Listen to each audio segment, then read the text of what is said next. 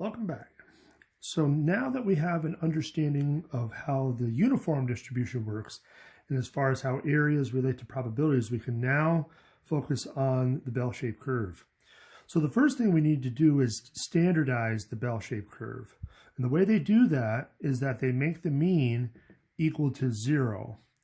So that kind of balances it on both sides of the number line. So 0 is going to be in the middle for your bell-shaped curve if it's standard. Likewise, the standard deviation is going to have to equal 1. So if those two conditions are in place, then it's a standard normal distribution. If either one of those is not true, then it's just a normal distribution and we have to do other alterations, which we'll see in the next section. But for now, all of the problems in this section, 6.1, are going to be with a mean of 0 and a standard deviation of 1. When that happens, that forces the area under the curve to be 1. So, and which we like, because then we can relate probabilities to areas. So we're going to be looking at 3 cases of shading and areas and probabilities. So, and we're going to break them down bit by bit. So the first thing is we have to use a table in the back of the book, because we're not going to be using that formula that I showed you in the last video, because otherwise it would be crazy. So we're going to be using table A2 now, and it's actually got 2 pages to it. So there's one that says positive z-scores and one that says negative z-scores. So we're going to be referring to that throughout this entire chapter. So you really want to make sure you understand how those tables work. And we're going to walk through it. So okay, so now, in general, table A2 only shows area under the curve to the left of the z-score.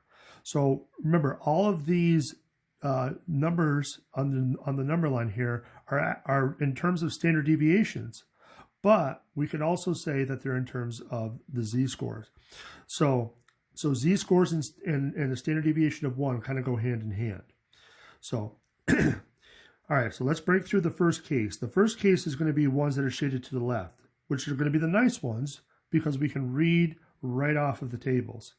So they're always going to be sort of in this format, the probability that Z is less than A. If it's shaded to the left, remember, it's less than. It's on the left-hand side of what Z-score they're looking at. So A in this case is just a number. So don't freak out. It's not anything in particular. It's just going to be a number, and it could be anywhere on that number line. So if A was equal to a positive number, it'd have to be over here somewhere. If A was a negative number, it'd have to be over here somewhere. So Z is equal to A here, and we want to shade it to the left. So all these drawings will look something like this.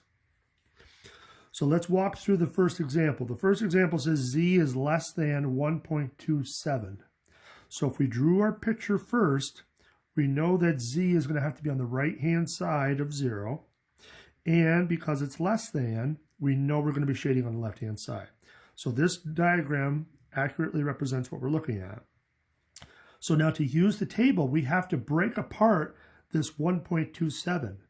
So if Z is equal to 1.27, you're breaking it into 2 parts. You've got the 1.2 part, but then you have this 0.7 part.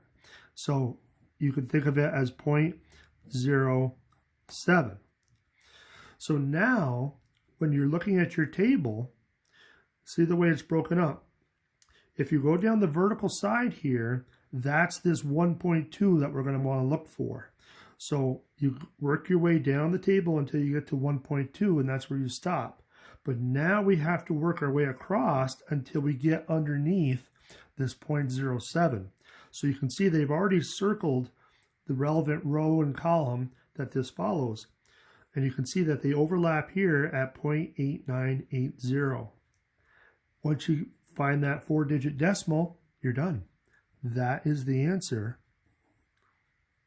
8980. That's the answer for this probability. So kind of thinking outside the box a little bit, you basically got about 90% of the bell shaded at that specific value of Z. So about 90%. So let's try it for another problem. So this one, it's not in the inequality format. They're writing it in words, and that's okay. They can do it lots of different ways.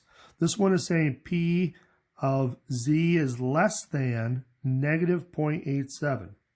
So the first thing I would do is get a diagram. So if we draw our bell, again, it doesn't have to be perfect, but it's just to kind of give you a visual. So remember, zero's got to be in the middle. That's the most important thing. So because it's a negative z-score, though, we're going to have to be on the left-hand side someplace. And again, it doesn't matter about scale or anything else. We're just getting a rough diagram here. So there's our negative 0.87. And now, because it's less than, we know we have to shade over here. And we like those cases because our table just tells us exactly what the answer is. So now, you got to go to your tables. Well, we don't want the positives, we want the negatives. So we got to go to the negative z-score table. So now we got to break apart this negative 0.87. So if we want to break it apart, we got the two pieces. So the first piece is the negative 0.8, and the second piece is the 0.07. So that's what we want to look up on our table. So you got to work your way down the left-hand side first and stop at negative 0.8. And then we got to work our way across until we get under 0.87. Now, sometimes it's a little tricky, so just be careful. So we can see this 0.1922. And that's it. So the answer, or the probability, is equal to 0.1922. And looking at your diagram, it kind of makes sense. You've got about almost 20% of the bell shaded. So your diagram and your answer should always kind of coincide with each other. And if they don't, then you might want to take a look at it. So we're going to stop there, and then we'll look at the next couple of cases.